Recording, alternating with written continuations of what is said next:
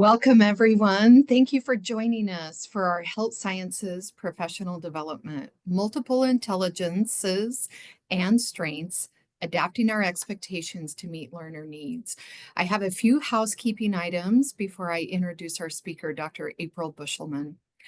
This session is being recorded, and you will have access to the recording and slide presentation for future reference. We invite you to submit questions in the chat, and we'll get to as many as we can. I'll be monitoring the chat throughout the session. We're all on Zoom today, so we ask that you remain muted with video off unless asking a live question to assist with the recording. Also, this session is eligible for CE credit, and you'll receive the website and activity code before we conclude. There is a short survey associated with the CE, and we thank you in advance for providing constructive feedback as we continue to bring you diverse and robust programming here at Creighton. Now to introduce our wonderful presenter. Dr. April Buschelman is a certified development coach specializing in assisting higher education and corporate teams identify individual and team strengths. She has worked in the education field for nearly 20 years in multiple forms and at many different levels. As the Director of Field Placements right here at our very own Creighton University Education Department, Dr. Buschelman is responsible for overseeing the clinical practice component for students and their respective school environments. She has presented to various university groups on developing awareness of personal and team strengths, along with using those to meet the needs of today's collegiate and professional learners. I am delighted to turn the time over to Dr. Buschelman. All right, thank you. Yes, hello, everyone. Lovely to have you here. Thank you for inviting me. Multiple intelligences and strengths is a passion of mine, and it's something I try to incorporate for all of my groups and my students and classes and all the above. I'm sure my peers and my family probably get a little annoyed with it because I'm just like, it's just not your strength. It's fine. It's okay. Like that's just how I wheelhouse my own strengths and my own intelligences, my own way that I work with things. So real quick background on myself. My first career was as a high school math teacher. And so I'm very analytical and that's the way I go about things. But my undergrad thesis was actually on the theory of multiple intelligences. And then I found out about Gallup strengths and started working with those. And so that's where my career has kind of taken me in that realm. And while I am no means an expert on anything, not even close to the medical professions, I do see a lot of similarities, especially with clinical practice in my world of education and in your world of medicine. So without further ado, let's go ahead and get started. So a brief overview today is going to be just a quick agenda. I do kind of talk fast. So if I if I get a little too fast, please stop me and ask questions or let me know. So our purpose today is just to understand areas of strengths and how we as educators can adapt expectations to help students thrive. Now, the very first thing that I always point out is adapting expectations is not lowering them. And that's what some people jump to when they hear this, like, we're going to adapt our expectations. That means we're not going to expect as much as what we did before, which is not true. So as you're going through this, try to ban that negative thought and negative thinking from your mind and just start thinking of different ways, different methods of having expectations and being flexible for what you could do. So we're going to start with a brief overview of the theory of multiple intelligences, a brief overview of Gallup strengths. Then we're going to go into the importance of relationships and trust within our workplace, our classroom, the clinical setting. And then we're going to get into the actual applicability of this all and how you can adapt and flex your expectations within your classroom or your clinical experience site. So you can see those little quotes in there. I think they really pull out what we're trying to work with. And one of the things that I really want to point out at the very end is, stay committed to your expectations, like I said before, but you want to be flexible with your approach. And Oftentimes when educators hear this, they also think, oh, that means more work. And I will have to agree a little bit. Sometimes it is more work, but it's more meaningful and it reduces work in other areas. And you'll see what I'm talking about in a little bit. So, all right, let's start with Howard Gardner's theory of multiple intelligences. So Howard Gardner, he is an educational philosopher, and he truly believes that everybody is smart. And it's just how you are smart that is different. And the one thing I have when I have my students do this is I say, if I showed you a picture of a carburetor in a car, how many of you could tell me, oh yeah, that's a carburetor, right? And most of the time in my students, not very many could identify that. However, the ones that could, that's like their niche, right? That's their intelligence. Or you can think just about yourself. How many of your peers can do something where in your mind you're just like, I could never do that. I could never do that. Um, and that's where Howard Gardner came about with this idea. Between the theory of multiple intelligences and Gallup strengths, there's always the argument of it's not an intelligence, it's a talent. And that's a big argument between theories of philosophy and people that are in the education world. And I'm going to let you decide which one it is. But most of the time, if you're talented in something, you're going to put time into it and research into it. And thus you're going to become more intelligent with it. That's kind of how it works. So I think intelligences and talent go hand in hand. Same with strengths and talent. So let's review the multiple intelligences that Howard Gardner has come up with. The first one, linguistic, strong verbal communication, skilled in reading, writing, and storytelling. Not to be confused with learning styles, right? This is not the same as learning styles. This is a little bit different thing. So again, keep that in mind. So linguistic people, those are the ones that are your really strong communicators and like writing their essays and like writing the papers, and are the papers that you get that are over the page limit because they just really like telling those stories. Spatial people are highly visual and adept at understanding and manipulating visual information. They're going to be your map makers. They're going to be the graphic organizers. Those are those students or those people, right? Think about yourself as we go through this too. Musical, sensitive to rhythm, pitch, melody, and strong musical expression. This is my daughter through and through. She hears a bad note in anything, in a concert, in something on TV, and it just makes her cringe. Meanwhile, I'm just like, oh, it's fine, right? So musical intelligence. Intrapersonal, that's a self-awareness and strong emotional intelligence and understanding of your own thoughts and feelings.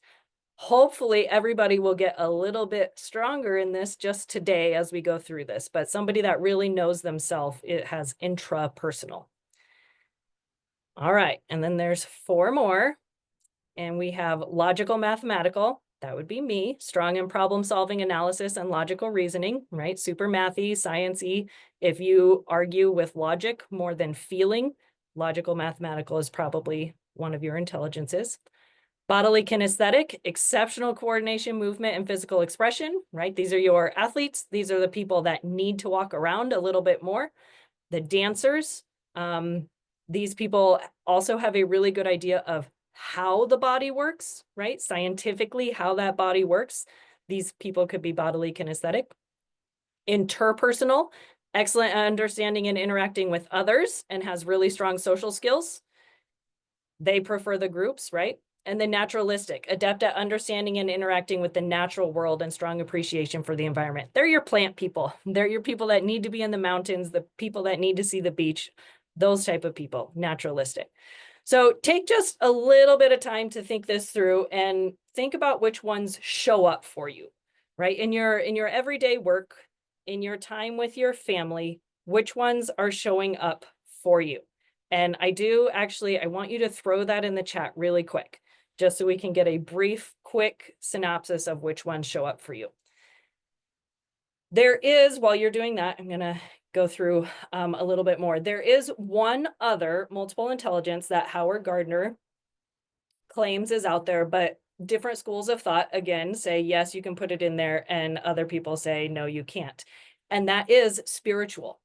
Okay, and so a spiritual intelligence is not necessarily aligned with one spirituality. It is somebody that has a good idea of their own beliefs, right? They are strong in their beliefs. They are intelligent with, depending on that religion or something like that. They are knowledgeable of the beliefs of that religion and the um more than just the beliefs, right? The rituals, things like that. So that is another one if you wanted to put yourself in that as well. Okay, as we go through this, another comment to make is these are not labels meant to box you in, right? These are labels meant to help others understand you and help you understand yourself and others. Right? We do have several logical and kinesthetic people, lots of movers in here and people that understand how that body works, which doesn't make a big surprise when we're dealing with clinicians. So, all right, so that's the theory of multiple intelligences, and that is something where if you wanted or you wanted your students to do, this is available online for free, right? One of those personality assessments, you can do this in many different ways, and you'll see many of them, and they'll just pop up what your top 2 or 3 are, okay? The second one, thank you for sharing all of that. The second one are your Gallup Strengths. Creighton is a Gallup Strengths campus, so I wanted to make sure that we are throwing this part in here. And if you wanted to take the Gallup Strengths survey as well, you can contact your people, right? Your leaders, and they can probably get you a code for that. I personally love Gallup Strengths. This is what I present on the most. And it's something that has helped our own department. So if you're struggling within your department, get to know each other or have a little abrasiveness or something like that, it really does help. So Gallup Strengths domains are also available to your students through Creighton. So again, talk to your leader, your department chair about getting those for your students if that's something you were interested in so that you can see just your general makeup of your class. Or if you're responsible for 5 clinical educators or clinical students, it would be really good to know what those 5 strengths were for those 5 people. So, all right, Gallup Strengths. I know we're going kind of fast through this, but I want to make sure we have time for the applicability. Gallup Strengths has 4 different domains. Okay. The first domain is executing. These are the people that take the big ideas and they put them into action, right? They get things done. They are efficient, they are precise, they are usually quick, not always, but usually quick to get things done and get things moving. They execute those ideas. The next domain is relationship building. They create strong connections, foster collaboration, and teamwork.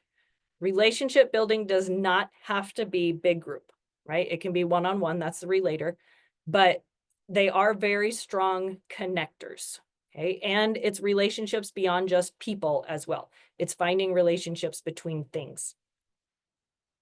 All right, the third domain is strategic thinking.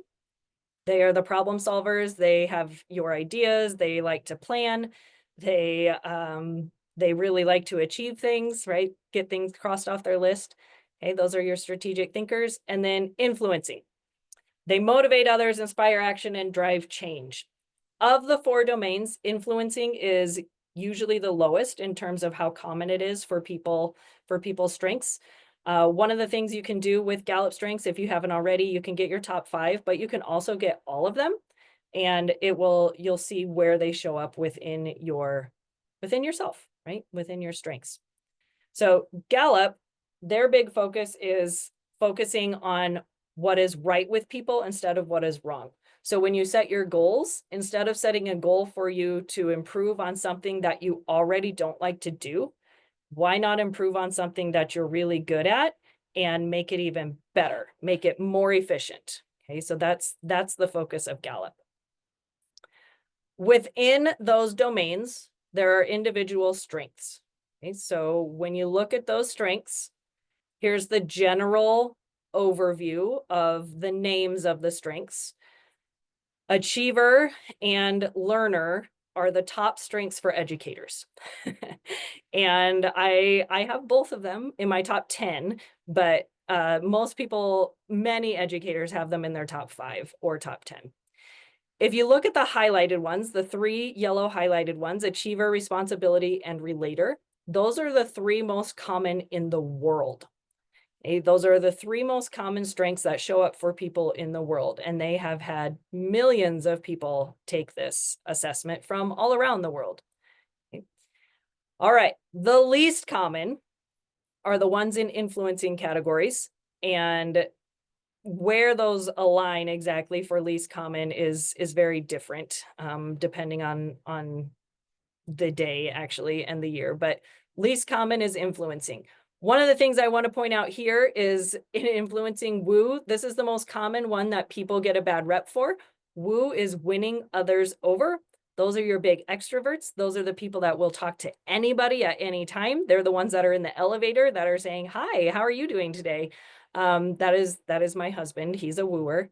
Relator is usually one-on-one. So woo versus relator are kind of the opposite spectrum of things. Sometimes you can get them both in your top 5, but it's pretty rare to have them both. So if you already have your top 5, go ahead and put those in your chat. If you don't, maybe just guess what your top 3 to 5 are, and we'll just kind of go from there. Here are my top 10. I have my top 10 showing here. Lots of orange. I am the abnormality, right? I am full of influencing.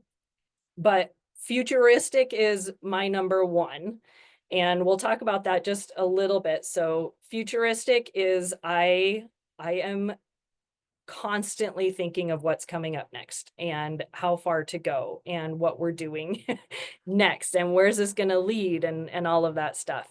So it's a blessing and a curse, many of these, because then I also have a maximizer and achiever, and I always want to get more, do more, be more, get more out of somebody, right? Maximize what I can do. And so one of my very good friends, he calls me a pusher. I'm a pusher.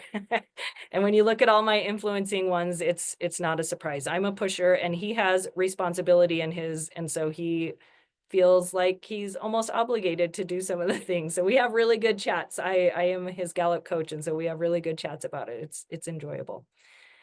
All right. If we don't, we don't have very many people with their strengths. There we go. Oh, we have a woo. Cool. I love it. And positivity. Very nice. Positivity. Ooh, very nice. My so one thing that's really interesting about mine, and you can throw in there yours if you have something interesting in yours too, is I am a relator. I'm a teacher. It's great. I'm a pusher. The problem is, and I don't know that it's a problem, but my final Gallup strength, my 34th Gallup strength in line is empathy.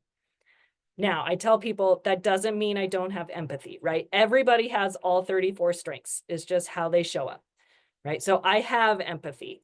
I just show it differently. I show it by using my maximizer to try to get you to move on and be like, okay, this happened and it was terrible. Now let's go forward. Let's make a plan going forward. So I do have empathy. I use my relator with that as well, my one-on-one. It just looks different than some other people's empathy, right? Similar to some of you probably.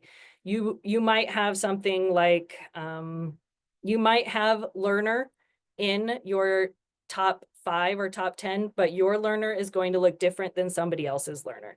So if people in your region, in your area, in your office have done these strengths, I highly suggest meeting up with them and comparing your learner to somebody else's learner, your achiever to somebody else's achiever, and reading the paragraph, because they are different. They are very individualized. So I suggest doing that. And if you know this about your students, like I said, it would be really helpful. Okay, so there's our brief overview of our multiple intelligences and our strengths. And now we're going to get into like, who cares, right? What's the point of this? And the first thing to think about, and the main thing to think about, are relationships and trust, right? The medical profession and education profession, it revolves around relationships. So even if you're looking at your Gallup strengths and you're like, I don't have relator in there, there's an entire category of relationship building. It's how you build those relationships. But it revolves around those, and you have to gain that trust, and you have to work on those relationships in order to feel comfortable and in order to feel safe.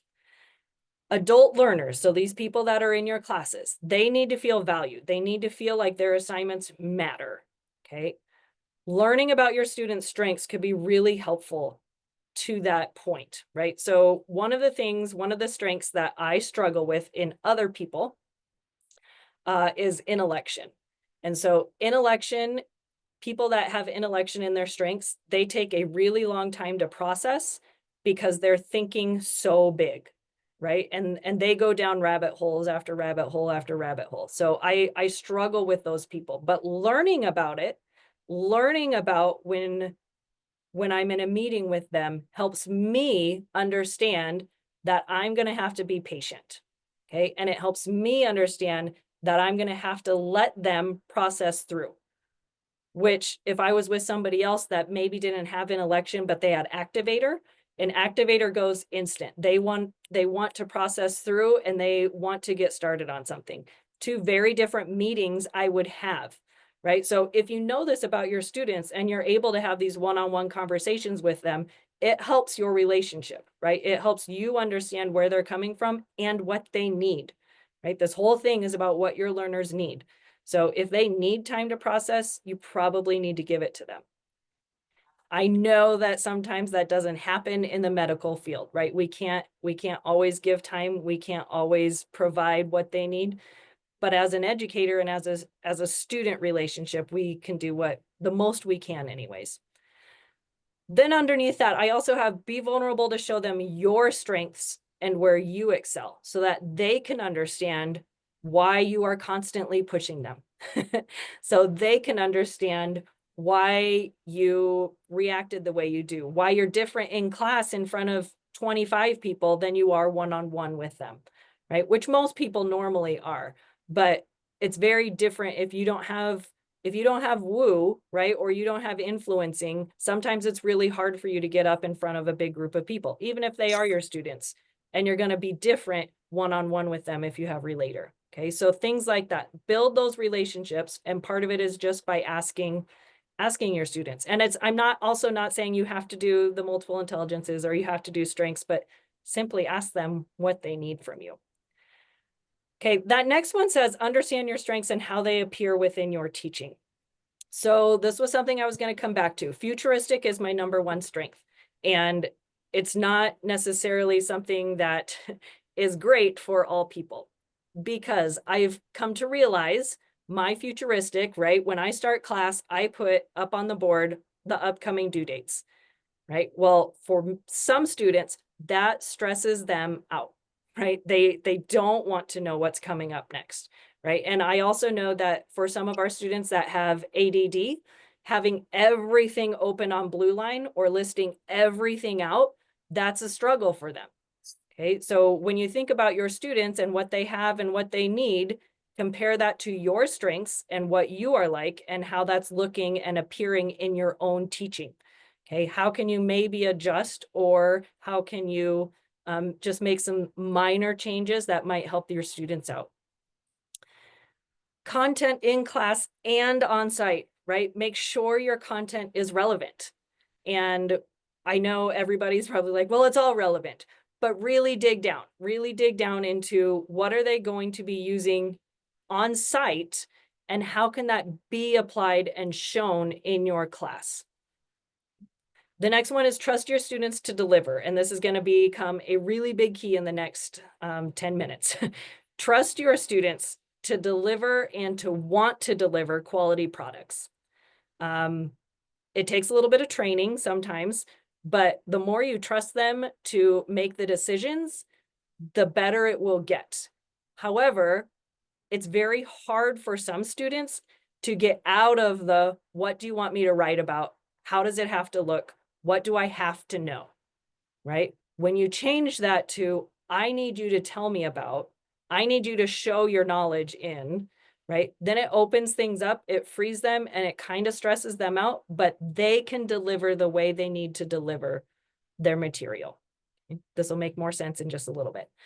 And then enable your students to utilize their own strengths while still meeting your expectations and still meeting your objectives, right? Maybe it's not a paper because they are not linguistic people. Maybe they can make a video instead. Maybe they can record themselves because they're really extroverted and outgoing. Okay, something along those lines. Let them have that choice. If it's still going to meet the objective, if it's still going to be to that expectation, why not give it a try? Okay, so adapt and flex those expectations. The first one says course and professional objectives. First thing, make sure you know what your course and professional objectives are. I know when people join, at least in the education world, when people join as adjunct instructors or clinical supervisors or things like that, we kind of skip over the thought that, oh, yeah, we need to make sure they know what their objectives are besides just supervising. Okay, that's one of our big ones. So make sure you are aware personally what your course objectives are and how they align with your professional objectives. When they get into the site, when they become their professions, what is it going to look like? Okay. So assignments versus their professional practices. Are they going to write really long papers? And if they're not, maybe we should adjust that, right? So how can you get your course objectives to match what they're going to be doing on site? Okay. That's the whole, this is the way it's always been done. Cool, let's change that, right? I hate that. And it's like nails on a chalkboard for me. Um, Adjust it. Be that person that allows that for that flexibility. Bloom's taxonomy. If you've never heard of Bloom's taxonomy, Google it real quick, or Jessica's doing a really great job of filling in all these gaps for chat in the chat. Bloom's taxonomy gives you a list of action verbs for you to set up your lesson plans and your objectives for your courses. Okay? And I understand many of you maybe weren't educators to begin with, but you plan out your lessons, right? You plan out what you're going to do. So Bloom's taxonomy has different levels of understanding. So it starts with a very, very basic idea of you're going to be able to memorize, right? Memorize is very basic. They're not doing anything with it, right? That is the most basic level of knowledge. So it goes from basic all the way up to you're actually going to be applying it. And here's how you're going to do it.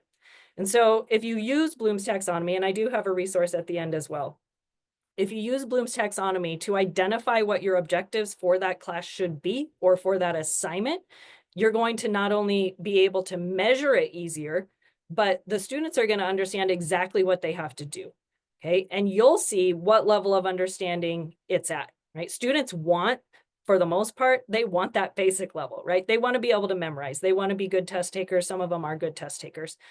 We don't need that, right? We don't take tests very often in the real world, right? We need them to be able to write clear, concise, thorough doctor's notes. We need them to be able to have a phone conversation with a patient, right? That they can understand in layman's terms, things like that. So how can you use Bloom's taxonomy to get them to that application level of understanding rather than the memorization basic level? The second thing I have up here is competency-based. I'm sure some of you already use this. If you don't use it, it might be something for you to think about in terms of a shift.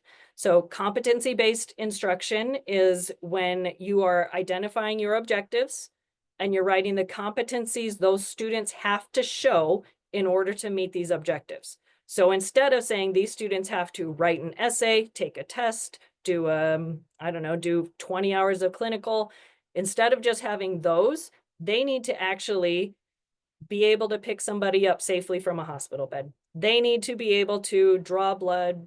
I don't know. I'm sorry, I'm not medical, but they need to be able to do these specific competencies in order to meet this objective.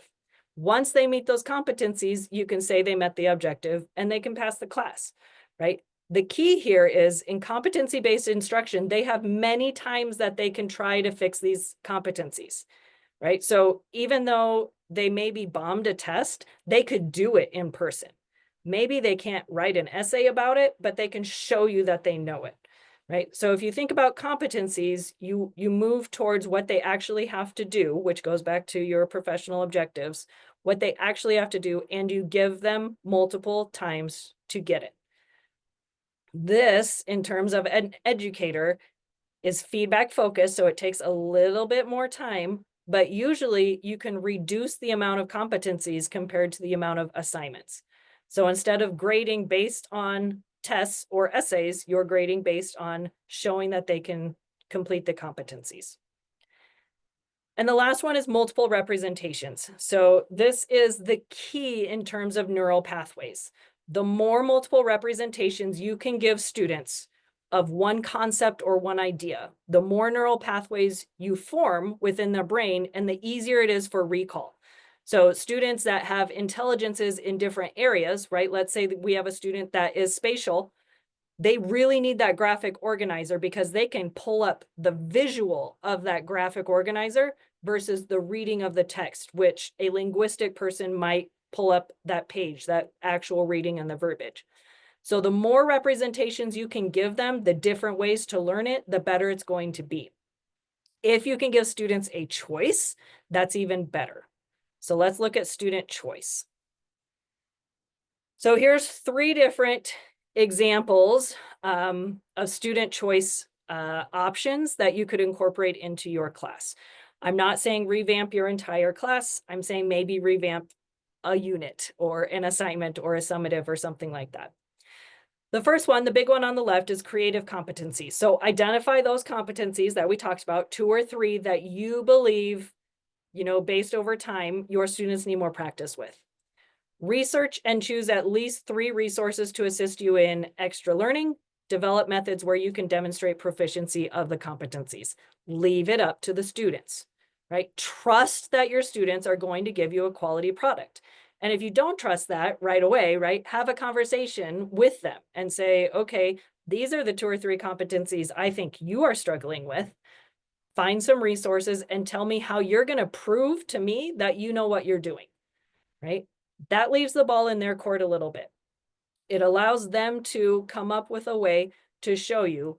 And maybe it's not just writing a paper. I know there's a really big scare for some people with AI and how much our papers are being written with by AI.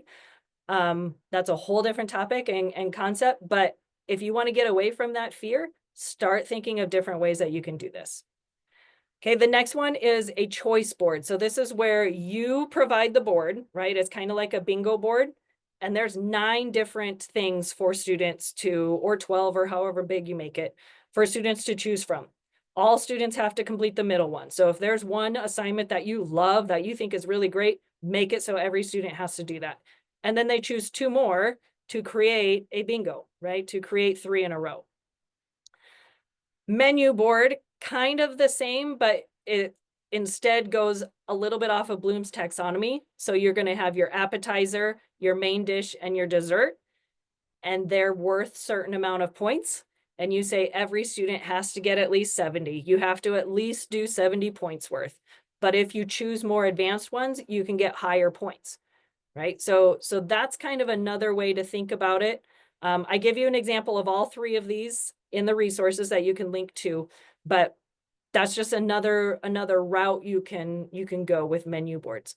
Anytime you're going to Google or search these, most of the time you're going to find them within the education realm, right? K-12, because our teachers are using them often.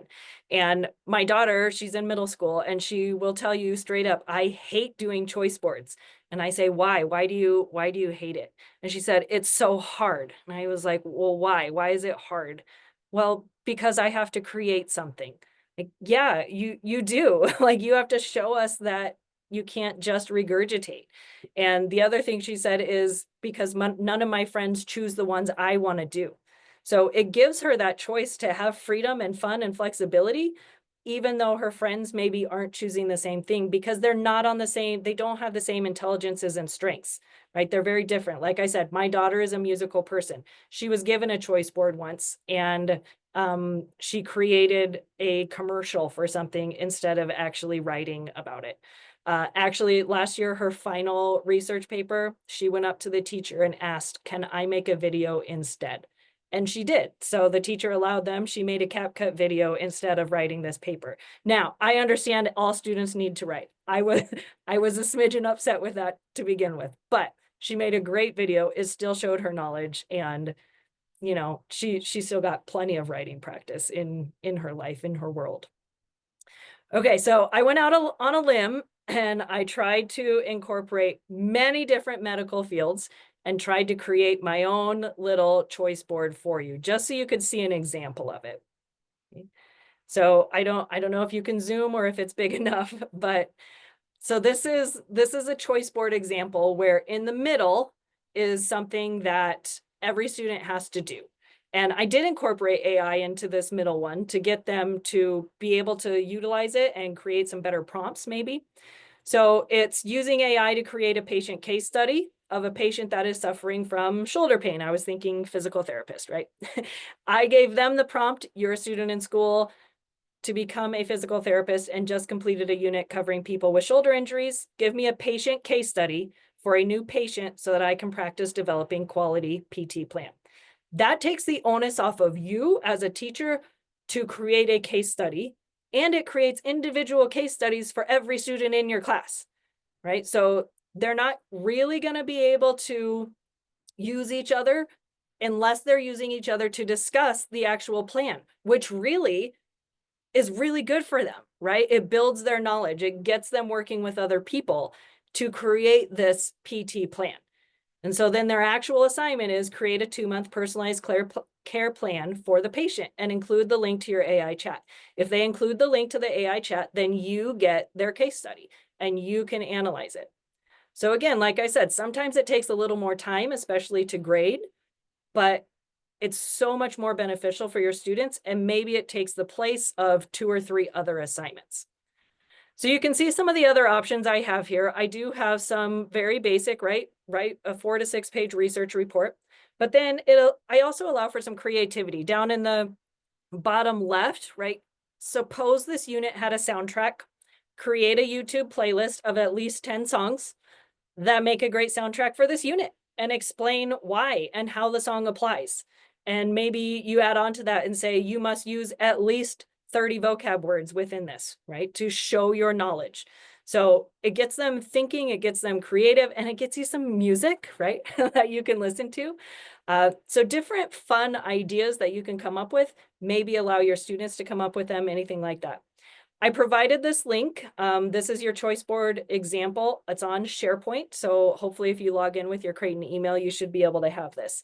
You can download this then, and you can adjust the different boxes to whatever you want. So use Bloom's taxonomy to help you come up with the action verbs for what you want the students to do, or for what you yourself want to come up with for assignments. And the other thing I say, especially since I have this in the middle, is use your AI. If you haven't done much with AI, simply putting in a prompt in there, I am a clinical supervisor for people um, in an OT class. We are talking about this. Give me at least 4 ways to measure their understanding that are all hands-on activities, right? It'll give that to you. And then you can say, I don't like numbers 2 and 4. Please give me 2 more. Or I would like them to be a bit more applicable to a rule setting, right? You can be very specific with AI. And if you haven't experimented with it yet, I challenge you to do that. And I challenge you to reach out and get help with it if you need to, but it's gonna, it's here, right? It's gonna be here and you should be using it. You should be getting yourself involved with it and using it to your advantage. All right, so the next slide I have, these are the resources that I've provided. That first one, that's the medical choice board that I just showed you and created. Faculty focus, that's more student choice examples. Indiana University has alternative assessment examples utilizing your strengths and intelligences. And then I have a Bloom's taxonomy with assessment ideas from a university level. So that one has not only Bloom's taxonomy, but it also has different assessment ideas for you as a university instructor. All right, so I want to open it up for discussion a little bit to brainstorm and create. So is there an assignment or an exam that as we were going through this, you were like, oh yeah, I could do that instead. I could change that. to better fit the professional expectations within your realm or your student strengths. I'm really good at wait time because I am a teacher and I'm going to stop sharing. And so I might be breaking protocol, Jessica, but if you want to turn your camera on, you don't have to, but if you want to also unmute, then we can talk through some ideas and some of you might be able to share with each other or bounce ideas off of each other. I just want to spend like 4 minutes on this.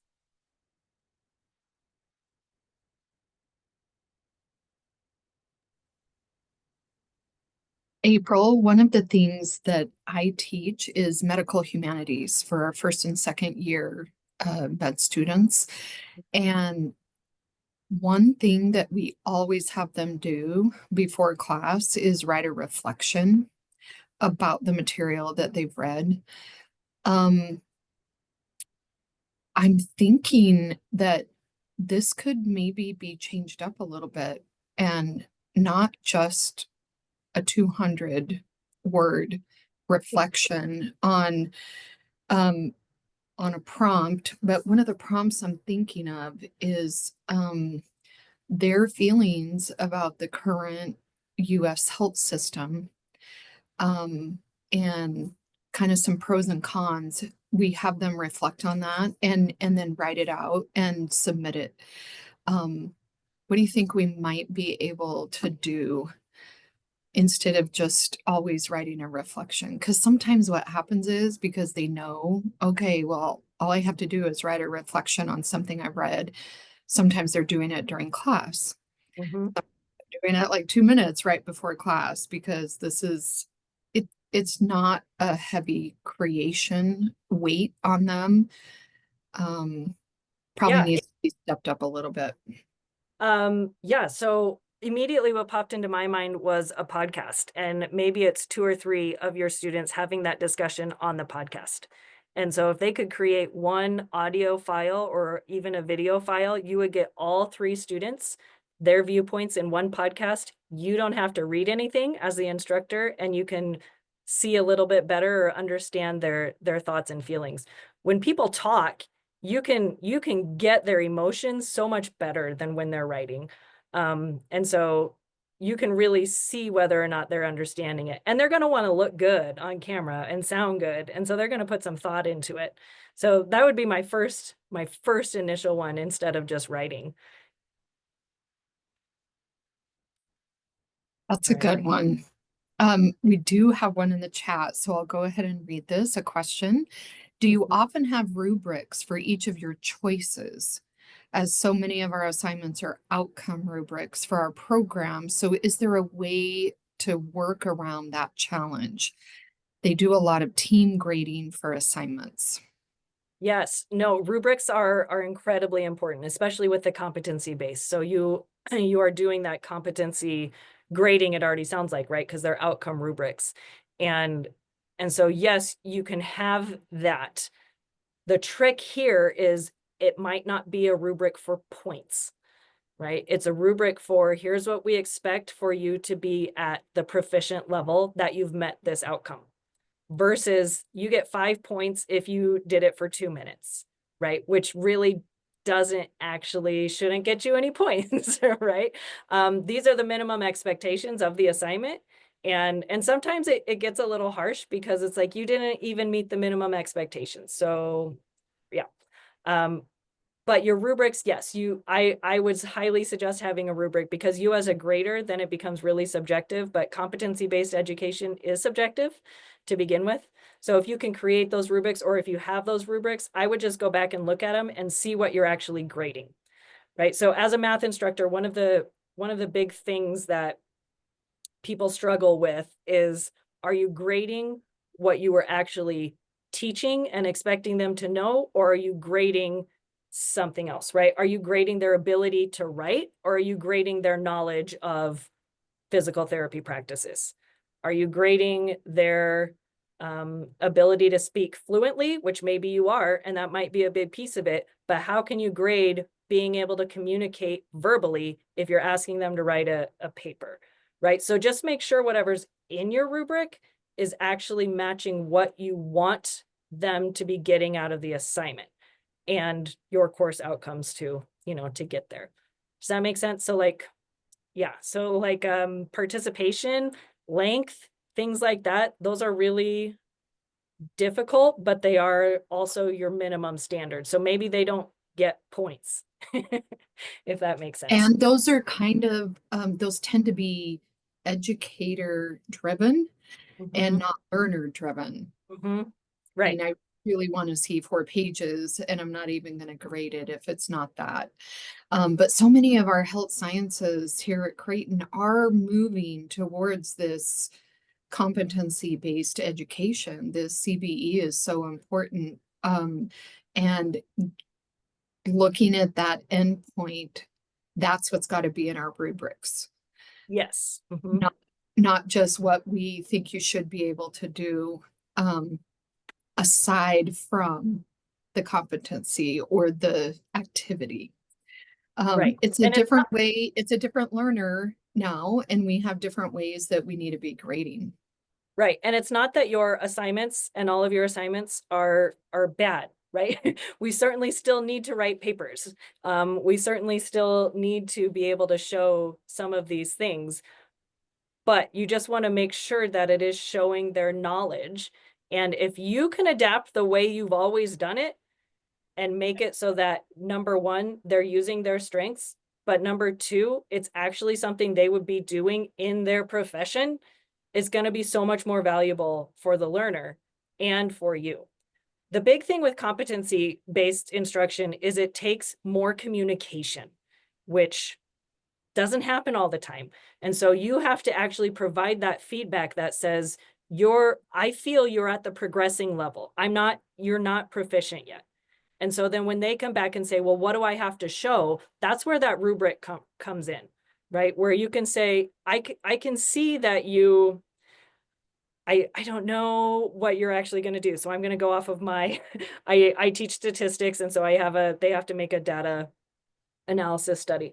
I can see that you can understand how to make a frequency distribution, right? I get that. I know that you can make a bar graph. I get that.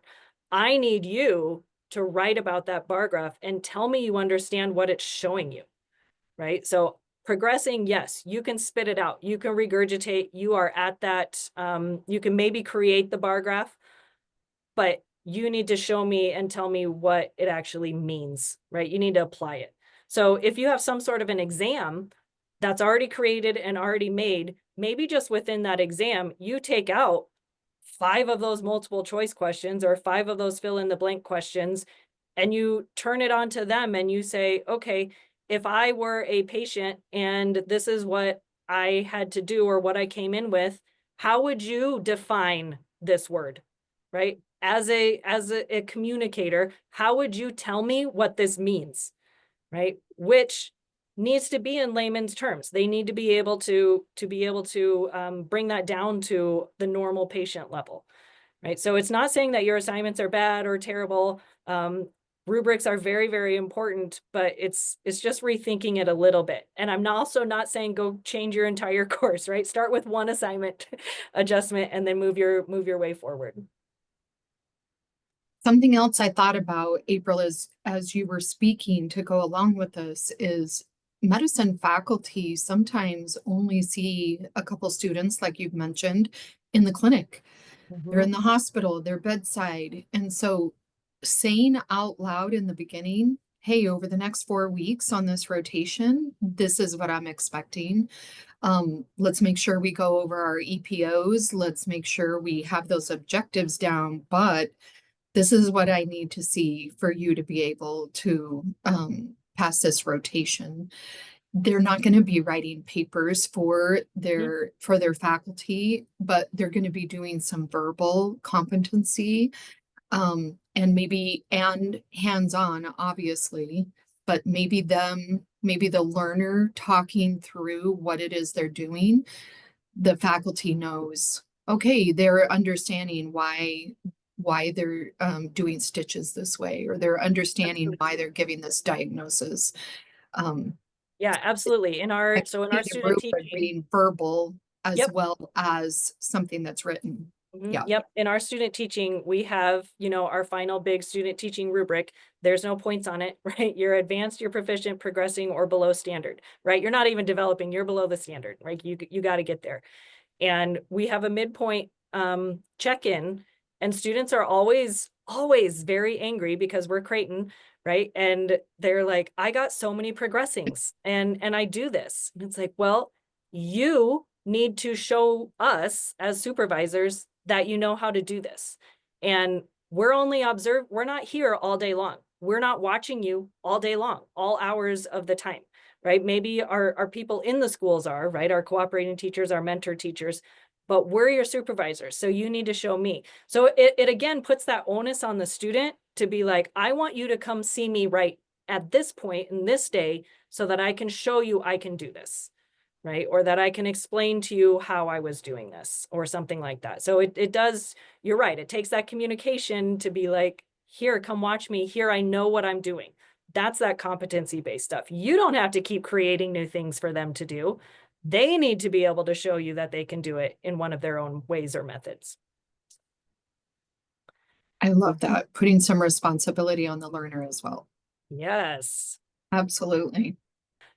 This is your final continuing education slide that you need. And I also included down on the bottom left, that's all my contact information. If you wanted to take a screenshot for your continuing education, you also have my name and contact information down there. I am happy to work with you and your faculty on ideas. Again, I suggest just starting with one, just trying to adjust one assignment and see how you like it and how your students respond. I would caution you or warn you, you're gonna get a little pushback from students sometimes because it requires more thought. It's deeper thinking. But it's so much better for them and hopefully for you as well to be able to easily see that they are meeting the expectations versus necessarily having to grade something by points and things like that. So all right, that's all I have, Jessica. If you have more, please let me know. Or if there's any other questions in the chat, send them over.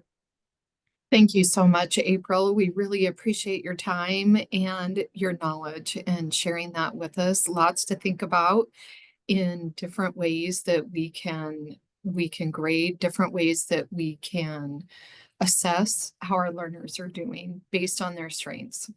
Right. Thank you. Remember, you're not lowering expectations. You're just adapting to see things a little bit